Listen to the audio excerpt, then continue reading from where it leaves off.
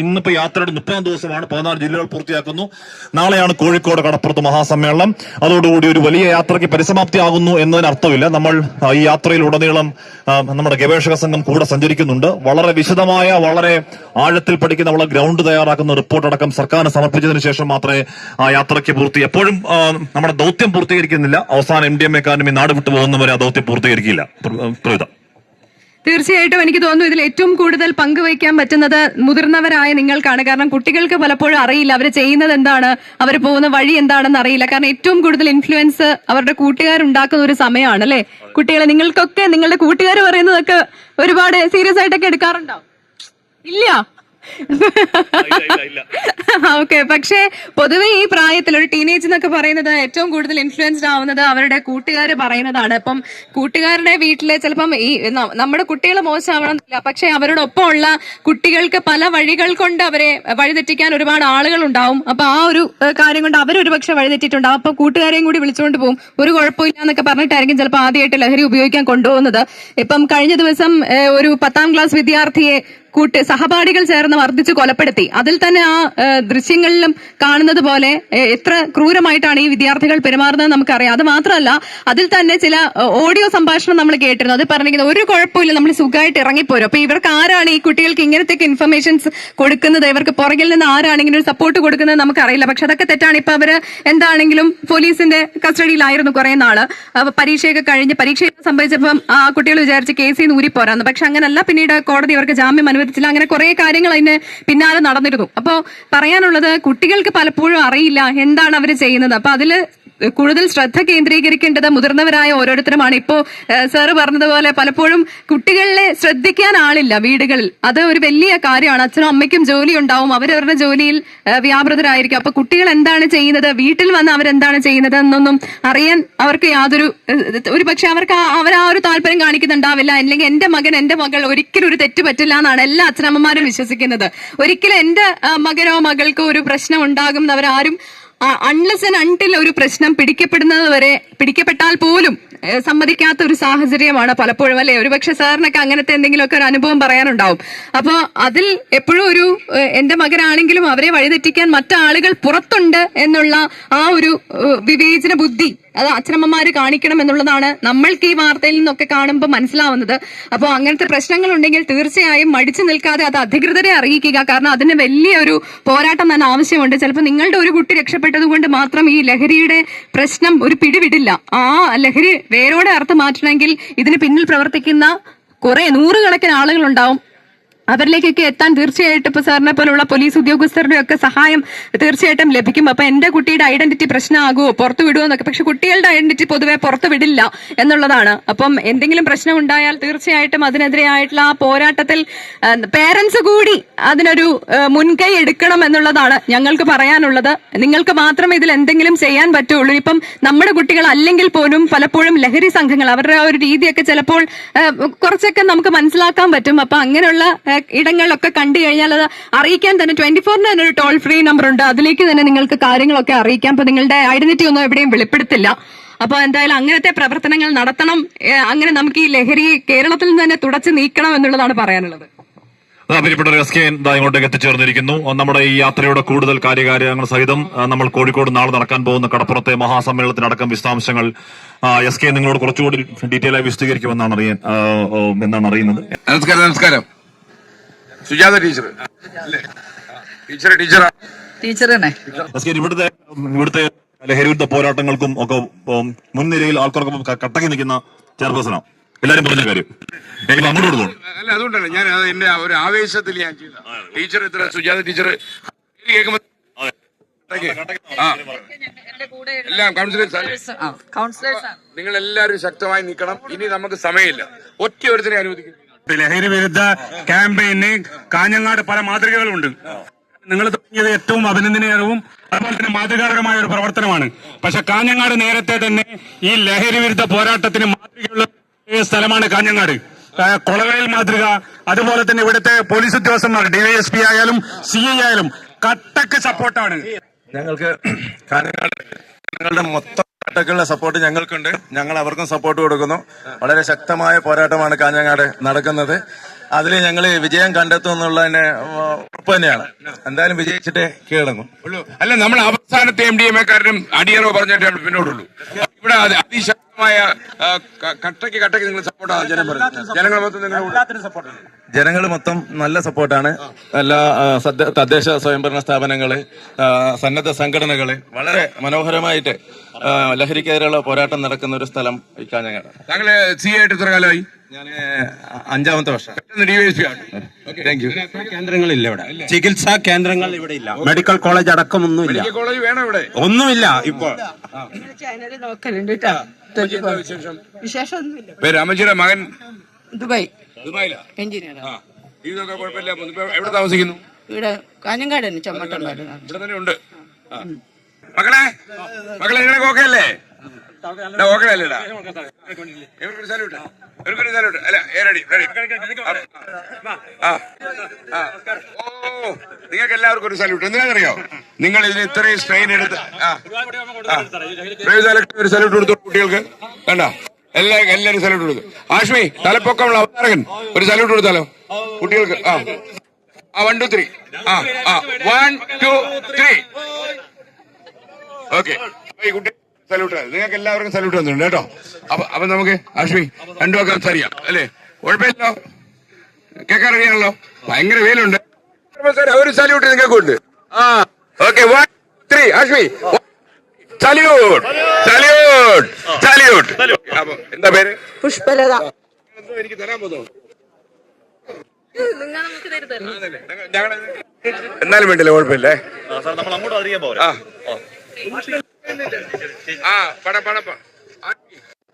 ഈ കിണറ് എന്റെ അമ്മു ഒരു സൂപ്പർ കിണറാണല്ലോ. ഈ കിണർ നിർമ്മിച്ചത് നിങ്ങളല്ലേ?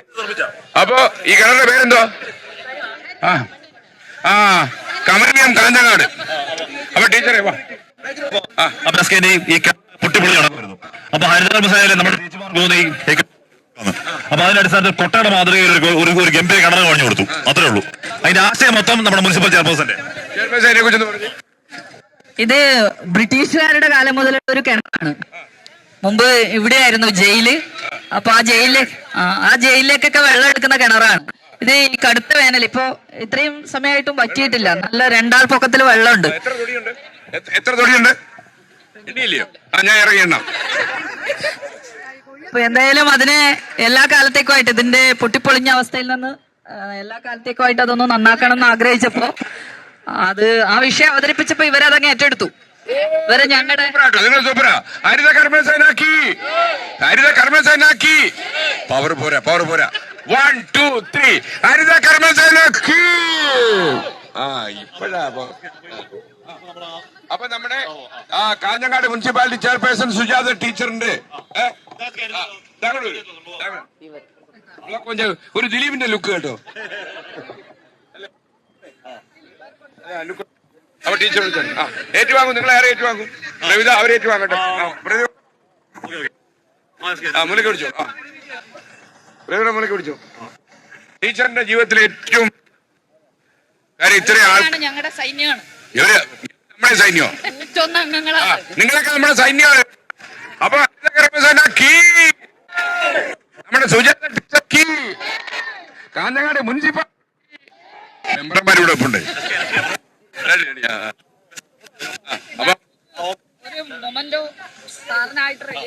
ഒരു ഷോള്. സന്തോഷം ടീച്ചർ. നഗരസഭയുടെ ഒരു ഓക്കെ. കാശ്മീർ ഇതൊക്കെ ഒന്ന് കണ്ടോളൂ. കണ്ടു.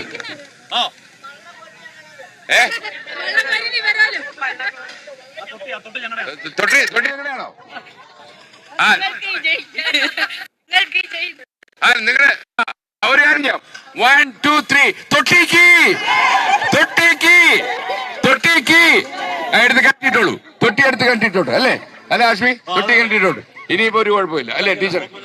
അപ്പൊ എല്ലാവരും ബ്ലോക്ക് പഞ്ചായത്ത് പ്രസിഡന്റ് ദിലീപിന്റെ കൂട്ടിരിക്കുക കേട്ടോ.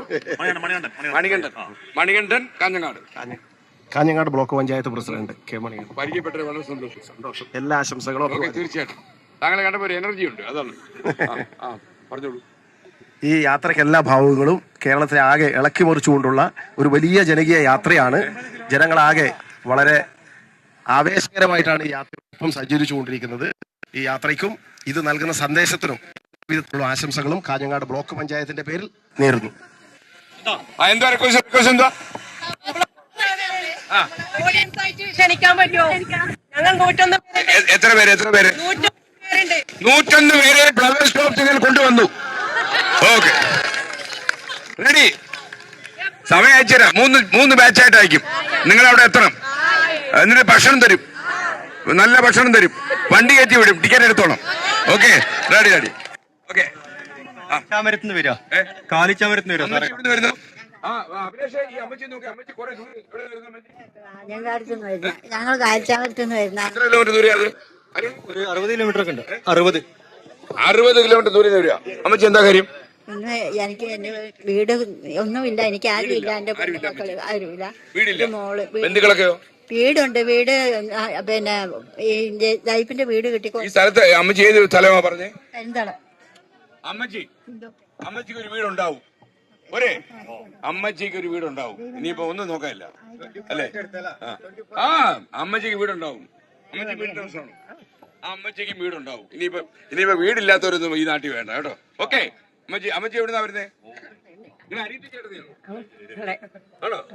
അപ്പൊ ഒരു വീട് പോരെ? ഒരു വീട്ടിൽ താമസിച്ചു 2 വീട്, നല്ല 2 സൂപ്പർ മുറി ഉണ്ടാക്കാം. നിങ്ങളിത് വഴക്കടിക്കുവോ? അങ്ങനെ ചിലപ്പോ വഴക്കുണ്ടാക്കും. ഒരു വീടില്ല, 2 മുറി നല്ല സൂപ്പർ AC ഇട്ട് വെച്ചെന്നാ പോരെ. 2 പേരുടെ സ്നേഹമായിട്ട് അപ്പുറത്തെ അടിയേ ഉറങ്ങിയോ എന്നൊക്കെ ചോദിച്ചു പോരുന്നോടെ പോരെ. ആ അമ്മച്ചി കൊടുക്കും. അപ്പൊ ഈ അമ്മച്ചി കൊടുത്ത് മനസ്സൊക്കെ ഒന്ന് പാവായി 2 പേർക്ക് കൊണ്ട് ഒരു വീട് വെച്ചെന്നാ ആ അമ്മച്ചിക്ക് 2 പേർക്ക് പഴയ പോലെ 2 പേർക്ക് 2 വീടുക്ക് എന്താ കാര്യം? ഒരു രക്ഷയില്ല ഈ അമ്മച്ചിമാരെ. അമ്മച്ചി എവിടെ മറക്കാം? ഒന്നും കിട്ടിയില്ലേ? അമ്മച്ചി ഇത്രയും ദൂരെ വന്നല്ലേ, മറക്കില്ല. അങ്ങനെ മറവിയൊക്കെ നമുക്ക് കുറവാ കേട്ടോ. ചതിയാണ് മദ്യം, ചിതയാണ് മദ്യം, ചേലുള്ള ചങ്ങാതിയല്ല മദ്യം, കറുപ്പാണ് മദ്യം, ഇരുട്ടാണ് മദ്യം, കുടിക്കല്ല് മദ്യം. കൂട്ടുകാരെ കുടിയനായി ജീവിച്ച് കൂടും തകർത്തിട്ട് കൂടപ്പിറപ്പിനെ കൊല്ലുന്നു മദ്യം. കുടിയനായി ജീവിച്ച് കൂടും തകർത്തിട്ട് കൂടപ്പിറപ്പിനെ കൊല്ലുന്നു മദ്യം. ചതിയാണ് മദ്യം, ചിതയാണ് മദ്യം, ചേലുള്ള ചങ്ങാതി. പ്രിയപ്പെട്ടവരെ, നമ്മള് തിരുവനന്തപുരത്ത് ആരംഭിച്ച ഒരു പര്യടനമാണ് ഇന്ന് കാഞ്ഞങ്ങാട് എത്തി നിൽക്കുന്നത്. കാഞ്ഞങ്ങാട് നമുക്ക് വളരെ പ്രിയപ്പെട്ട സ്ഥലമാണ്. അന്ന് പി കുഞ്ഞിരാമൻ നായരുടെ ഒക്കെ കാഞ്ഞങ്ങാട് ആശ്വി മനസ്സിലായല്ലോ. പി കുഞ്ഞിരാമൻ നായർ മഹാകവിയുടെ സ്ഥലമാണ് ഈ കാഞ്ഞങ്ങാട് എന്ന് പറയുന്നത്. മാത്രമല്ല, 4 പാടും നീല മേലാപ്പ് കിട്ടിയ പോലെയും തുടങ്ങുന്ന അദ്ദേഹത്തിന്റെ മനോഹരമായ ആത്മകഥാപരമായ പുസ്തകം എത്ര വായിച്ചാലും ഇത്രയും ദൃശ്യങ്ങളുള്ള ഒരു ആത്മകഥ നമ്മൾ ജീവിതത്തിൽ വായിക്കാൻ പ്രയാസമാണ്. കേരളത്തിൽ അത്ര കവിയുടെ കാൽപ്പാട് കണ്ട കവിയായിരുന്നു അദ്ദേഹം. അദ്ദേഹത്തിന്റെ സ്മരണകൾ ഇരുമ്പോൾ ഈ കാഞ്ഞങ്ങാട് നിൽക്കുമ്പോൾ ഒരുപാട് ഓർമ്മകളുണ്ട്. സർഗതനരായ ഒരുപാട് പേർ ഓടി നടന്ന കാഞ്ഞങ്ങാട്. അപ്പൊ ഈ കാഞ്ഞങ്ങാട് എന്നൊരു കാര്യം പറയട്ടെ. നമ്മുടെ കേരളത്തിൽ 14 ജില്ലകളിലൂടെ നമ്മൾ നടന്ന പര്യടനം ഇന്ന് വൈകുന്നേരം അവസാനിച്ച് നാളെ കോഴിക്കോട് കടപ്പുറത്ത് ഇത് അവസാനിക്കുകയാണ്. നമുക്ക് ഏറ്റവും വലിയ സന്തോഷം എന്താണെന്ന് ചോദിച്ചാൽ, നമ്മുടെ ജനങ്ങളെല്ലാം പൂർണ്ണമായിട്ടും ഈ അപകടത്തെക്കുറിച്ച് അവബോധമുള്ളവരാണ്. രാസലഹരിയുടെ വ്യാപനം വളരെ കൂടിക്കഴിഞ്ഞു. നമ്മൾ ഈ പരിപാടി തുടങ്ങാൻ ഇത്തിരി താമസിച്ചു പോയി. നമ്മൾ മാത്രമല്ല, താമസിച്ചു പോയെങ്കിലും നമുക്ക് ആത്മവിശ്വാസം നഷ്ടപ്പെട്ടു പോകാൻ പറ്റില്ല. നമുക്കൊരു 90 ദിവസങ്ങൾക്കപ്പുറം പോകാതെ ഈ രാസലഹരിക്കാരന്മാരെ മുഴുവൻ ആൾക്കാരെയും കെട്ടുകെട്ടിക്കണം എന്ന് മാത്രമല്ല, ഇവന്റെയൊക്കെ ഉറവിടങ്ങളിൽ പോയി നമുക്ക് തച്ചു തകർത്ത് എന്നേക്കുമായി നമ്മുടെ കുഞ്ഞുങ്ങളെ കുരുതി കൊടുക്കാൻ ഇറങ്ങിത്തിരിച്ചിരിക്കുന്ന ഈ പിത്തലാട്ടക്കാരെ നമ്മൾ അമർച്ച ചെയ്യണം എന്നാണ് നമുക്ക് പറയാനുള്ളത്. ഇവർക്ക് കിടക്കാനായി സ്വകാര്യ ജയിലുകൾ ഉണ്ടാക്കി, സ്വകാര്യ വേണ്ട സർക്കാർ ജയിലായിക്കോട്ടെ, സർക്കാർ ജയിലുകൾ തന്നെ രൂപപ്പെടുത്തണം. അമ്മമാർക്ക് കണ്ണീരുണ്ടാക്കും, രക്ഷകർത്താക്കൾ ടെൻഷൻ ഉണ്ടാക്കും, അധ്യാപകരെ ഉറക്കം കെടുത്തും. ഇവര് ഈ MDMA എന്ന് പറയുന്ന സാധനം നിങ്ങൾ അറിയേണ്ട കാര്യം, 7 കൊല്ലമേ ആയുസുണ്ടാവും അത് കഴിച്ചാൽ. പല്ലൊക്കെ ദ്രവിച്ചു പോകും, കണ്ണ് പുറത്തേക്ക് തള്ളി വരും, ആകൃതിയും പ്രകൃതിയൊക്കെ പോവും. 7 വയസ്സുള്ള കുട്ടികൾ, 9 വയസ്സുള്ള കുട്ടികളും 10 വയസ്സുള്ള കുട്ടികളും ഒക്കെ തന്നെ ഇപ്പോൾ നമ്മുടെ നാട്ടിൽ MDMA കഴിക്കുന്നത് വാർത്തയല്ല, നമ്മുടെ വാർത്താമുറിയിലേക്ക് മാലിന്യം പോലെ ഇങ്ങനെയുള്ള വാർത്തകൾ വന്ന് തൂകിക്കൊണ്ടേയിരിക്കുകയാണ്. മാത്രമല്ല, ഈ MDMA കഴിച്ച ആൾക്കാരൊക്കെ കൊലപാതകത്തിൽ കൊലക്കത്തി കയ്യിലെടുക്കുന്നു. അപ്പം നിങ്ങൾ ആരെങ്കിലും ആശ്വസിക്കുന്നുണ്ടാകും, എൻ്റെ വീട്ടിലെ നല്ല കുട്ടികളാണ്, നന്നായി വളർത്തിയിട്ടുണ്ട്, അതുകൊണ്ട് ഇനി ആര് രാസലഹരി കഴിച്ചാലും എനിക്കൊന്നുമില്ല, എനിക്കും എൻ്റെ ഭാര്യയ്ക്കും പിള്ളേർക്കും സുഖമാണെങ്കിൽ പിന്നെ നാട്ടിൽ എന്ത് കുഴപ്പം വന്നാലും എനിക്കൊന്നുമില്ല, ആ ധാരണ മാറാൻ വരട്ടെ.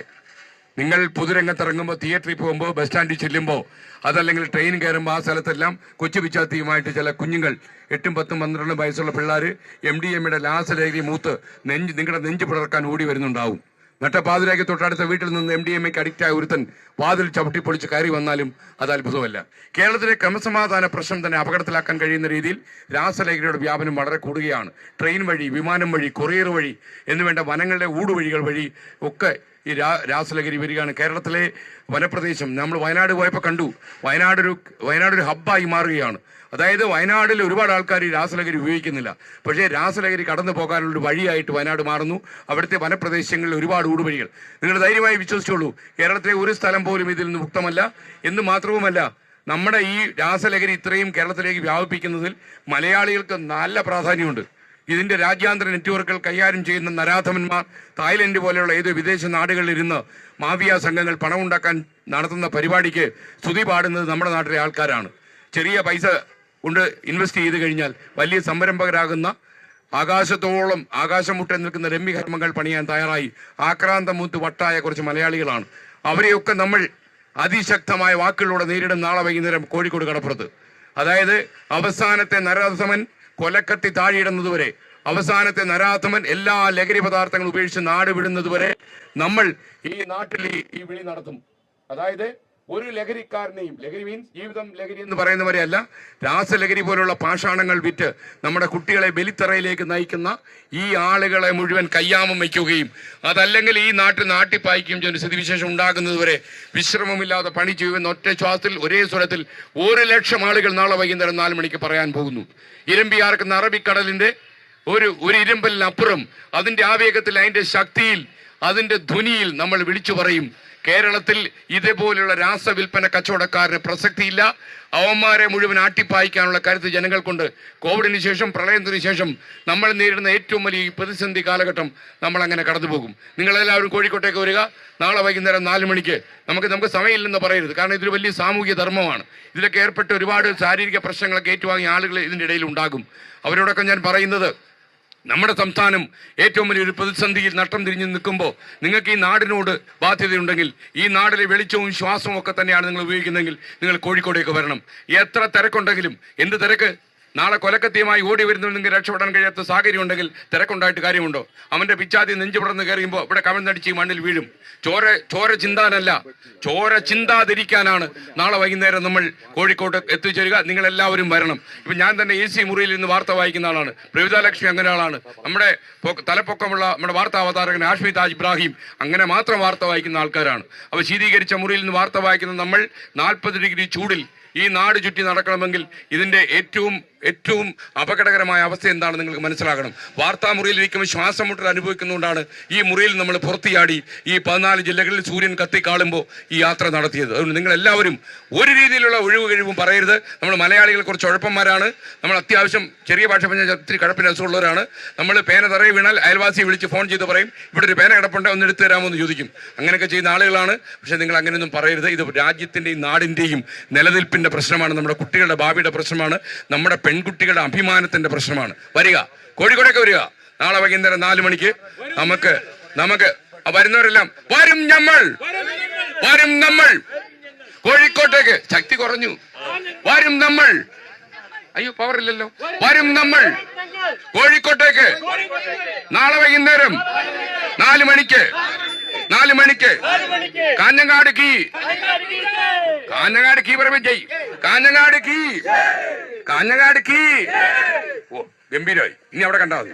Thank you. സർ, ഞാൻ ഫ്ലവേഴ്സിന്റെ കോമഡി ഉത്സവം പരിപാടിയിൽ പങ്കെടുത്തിട്ടുണ്ടായിരുന്നു. നല്ല ശബ്ദമാണല്ലോ, നല്ല വോയിസ് അല്ലേ? നല്ല വോയിസ്. Thank you. കാഞ്ഞങ്ങാട് അക്ഷരേഷ നിലയത്തിന്റെ എല്ലാവിധ ആശംസകളും. അവിടെ ഫയർഫോഴ്സുകള്, നമ്മുടെ സാറുമാരൊക്കെ ഉണ്ട്. ഒറ്റൊരു സൗണ്ട് നമ്മുടെ മുൻ മുഖ്യമന്ത്രി VS അച്യുതാനന്ദന്റെ സൗണ്ട്. ഒരു പേടി കളിയാക്കരുത്. ഇവിടെ കൂടിയിരിക്കുന്ന എന്റെ എല്ലാ മക്കൾക്കും എന്റെ സ്നേഹം നിറഞ്ഞ സ്വാഗതം. ഇവിടെ നമ്മുടെ ഏറ്റവും പ്രിയപ്പെട്ട FKM സാർ ഇവിടെ അവതരിപ്പിച്ച ഈ MDMA കുറിച്ചുള്ള ഈ പരിപാടിയിൽ പങ്കെടുത്ത എല്ലാ മാന്യപ്രേക്ഷകർക്കും ഒരിക്കൽ കൂടി ഈ കേരളം വിട്ടു പോകട്ടെ അത് കറക്റ്റ് ഓക്കെ.